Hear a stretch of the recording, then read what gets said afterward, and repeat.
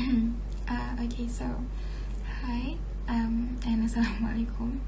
My name is Zuhaida Binti Zahir.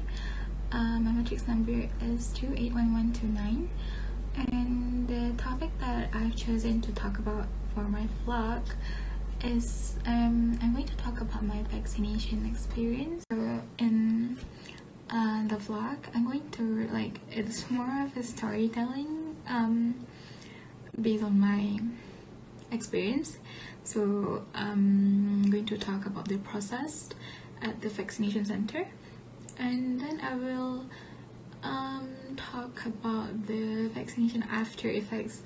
The after effects that I had after I've taken the shots. So yeah. Okay, so first thing first, talking about the vaccination process.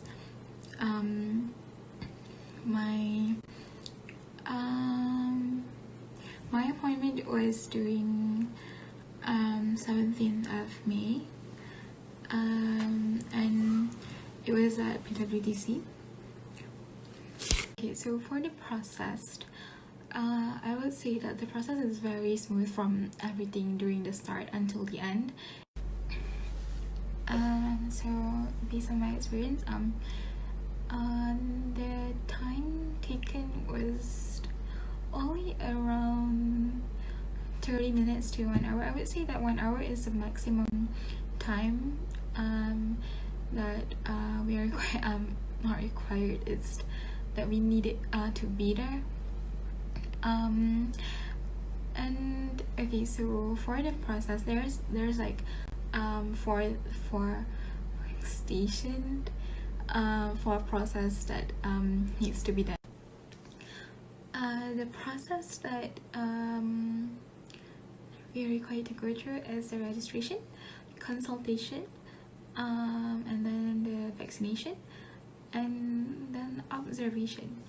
So since I took my vaccine at PWTC, so the whole PWTC is being used as the vaccination center, and literally like the every floor is being used. Okay, so when I arrived, it just all I had to do is just show my appointment date at my obstetra, and I'll be given a form, a consent form that I need to fill in, just details about myself, and then they will also at the registration, at the first registration point, you'll be given a number. So after you've after you've gone through the station that you are assigned to, you needed to be seated, and they will call your number. So, and at that time it's only like maybe 5 to 10 minutes. It depends on how many people are there. And then when your number is called, once again, it's just on your my center, and then we are required to go up upstairs on the 3rd floor, I believe. And at the 3rd floor is also another registration. Then you'll be going to the consultation process. The consultation is you're being consulted with the doctor that are right there. So during the consultation, it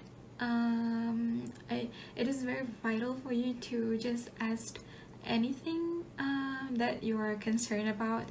And then after the consultation is done, I'm required to go to another station, which is the station that I'm getting my shot at. Okay, but the vaccination, they are like in a booth, so you have to wait until the number is called. And so just if inside the booth there are people in there, so they have like there are seats that are ready for you to sit. Okay, so just you just have to wait for a while. I would say that during I got my shot, it was painless, but I wouldn't say it's really painless. It's just that I just feel the needle penetrating through my skin, just that. But nothing else, and it feels nothing. So yes, it really is very, very quick. And for my process, it only took 30 minutes. Okay, then moving on, after finish with the shots, I had to go back downstairs at the first floor for the observation. We are required to wait there for 15 minutes just in case that there are any instant effects. So that is why it's called as observations. They need to observe us. And then at the time, we are also provided with our vaccination card. After our name are being called, they just told us about what we need to do if we, how am I supposed to say this, if there are any symptoms. So we just need to report at the Hamizah room. So yeah, that is all for the whole vaccination process. So it's very quick test. So I would say that I'm really grateful that I got the vaccine. And honestly, my appointment was at 8 p.m. and honestly, like the whole day of from the morning until evening, I am nervous, honestly, but there's nothing to be worried about. So yeah, okay, so moving on. I'm going to tell about my vaccination symptoms, the symptoms that I had. So after effects that I had are so I got my shot at night, right? So the next morning, I didn't really feel anything. Just I feel like a cold, like my whole body is cold. Just that, and just starting to feel sore at my the injection shot, and just that. And then after like 12 hours, like the post vaccine, and 12 to 13, something like that, I started to have headache. Fever started kicking in, and what else at the time? My whole body is really, really sore. I really don't have the energy to do anything that day. I also didn't attend my class for that day.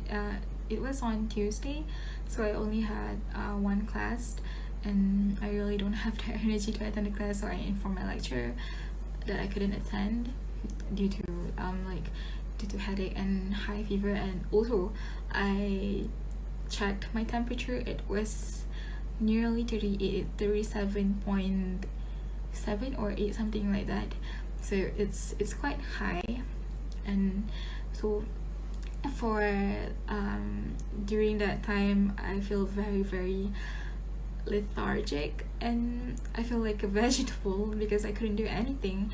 And my water, my blanket, and Panadol is my best friend that time. I put it literally next to me because.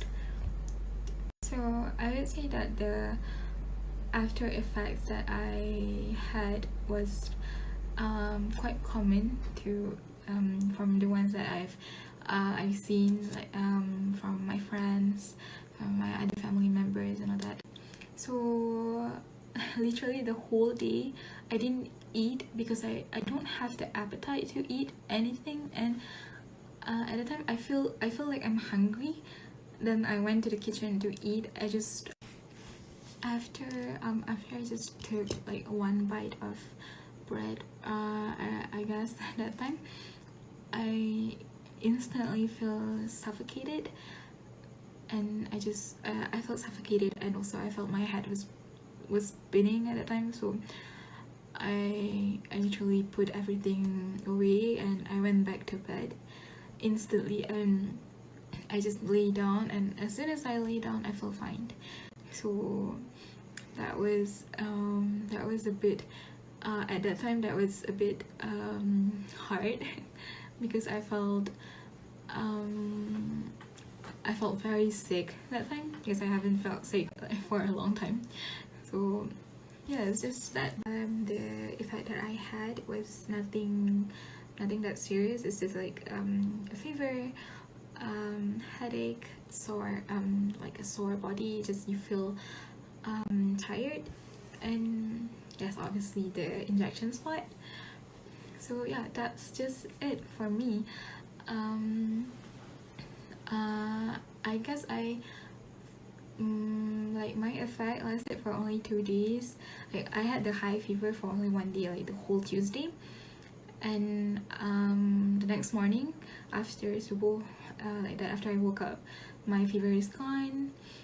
So I'm really grateful for that. It's just I just have my whole body is still sore and I still have the headache, but I'm feeling much better. And also I also had the appetite to eat since like the whole Tuesday when I had high fever, I didn't the whole Tuesday I didn't eat. So I'm grateful to have my appetite back. And yeah, so that's just it for the effect that I had. Also at my injection spot, I had like the spot is like reddened, like it's quite big. I would say like this big maybe, and it felt like, how am I supposed to say, it felt like it has bumped, as if like it's bruised, but that also lasted for a few days as well. So yeah, that is all for my whole vaccination experience. I would say that I'm truly grateful that I had the chance to grab the slot, because I know how during the second, maybe because the first time it was the first time of the registration open, it was because not a lot of people know, and it's because it's only open to Selangor people. I guess that's why I managed to get the slot. Also, I want to grab this opportunity to say thank you to Madam Nazata Fariha for giving us this assignment. This is really interesting. This assignment is very interesting and it's exciting, because we get to do vlogs, and during when Madam required us to write down our topics, so a lot of topics were written down, and it just shows that all of us have a brightful idea, and it just felt excited. So that's it. So once again, thank you so much, Madam. And yeah, that is all for my vlog. So thank you.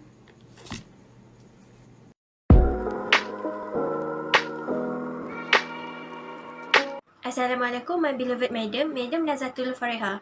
My name is Nurul Anis Hamizah binti Abdul Rashid, and my metro number is 281534. In this video, I would like to share with you some tips of studying from home based on my own experience and some research on the internet. Basically, I have been faced this virtual learning since the first period of Movement Control Order (MCO), where at that time I was at the last semester for my foundation study at UUM. Then I started my degree in October 2020, also via virtual learning, as the COVID-19 cases keep fluctuating and the students do not allow to have the face-to-face class yet until now.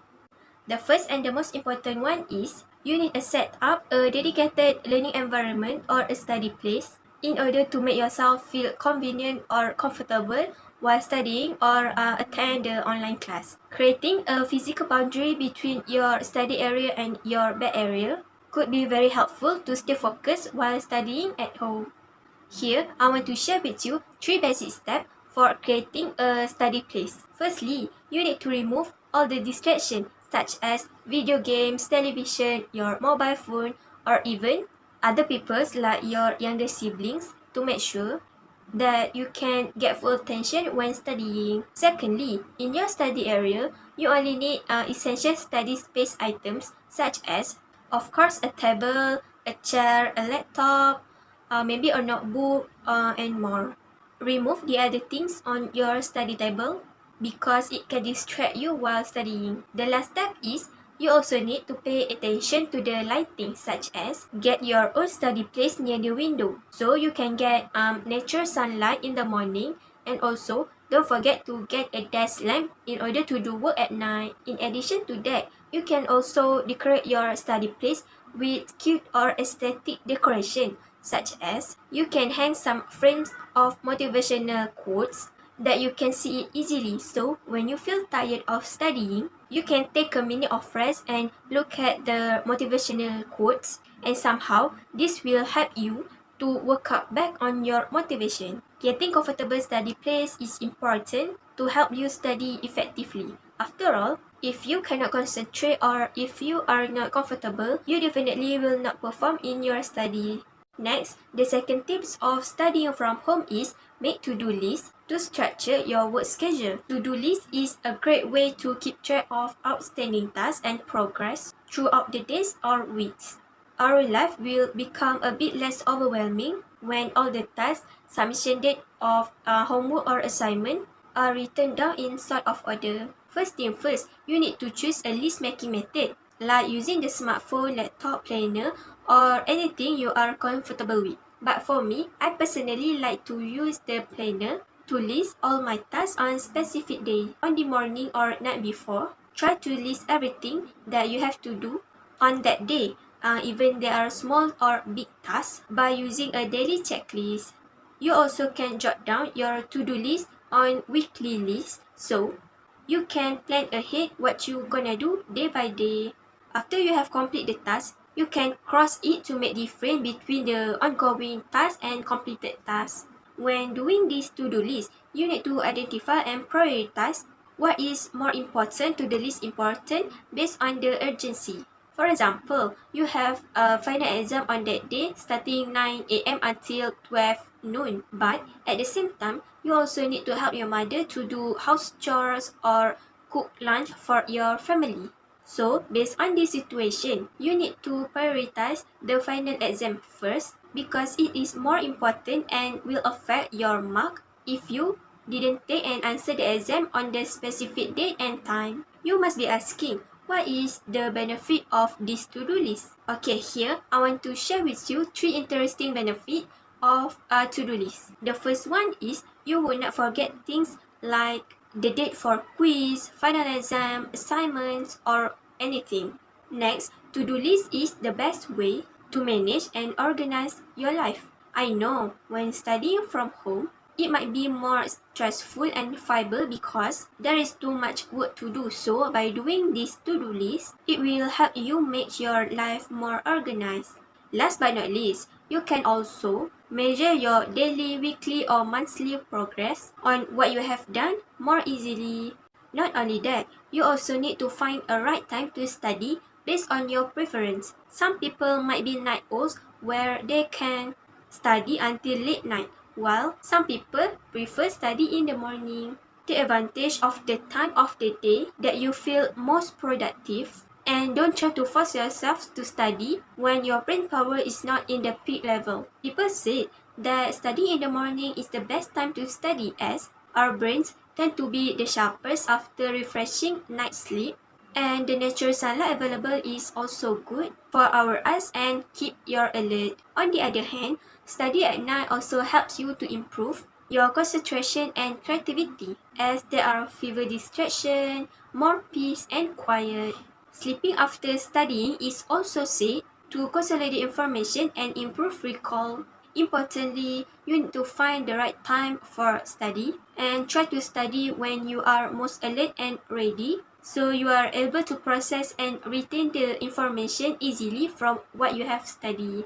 The last tip of studying from home is you need to eat well and sleep well in order to ensure that you have enough energy to start another day. Your body and brain needs it fuel too in order to keep your mind healthy and active. So, make sure you eat healthy food and do not starve yourself while studying. Your brain will lacking in its function when you have an empty stomach. Having some healthy snacks such as Cocoa Crunch or another cereal to munch while studying also work. Then, sleep well means you need to get enough sleep by sleep early on the night before. As an adult, we need to get 7 until 8 hours of good sleep every night. Getting enough sleep is vital for your health, as it can help the body to recharge, so you will feel more refreshed and ready to start a new day of studying happily. I think that's all some tips of studying at home that I can share for you for now. I hope that you get the information that I tried to deliver, and don't forget to practice the tips on your own. Stay happy and stay positive.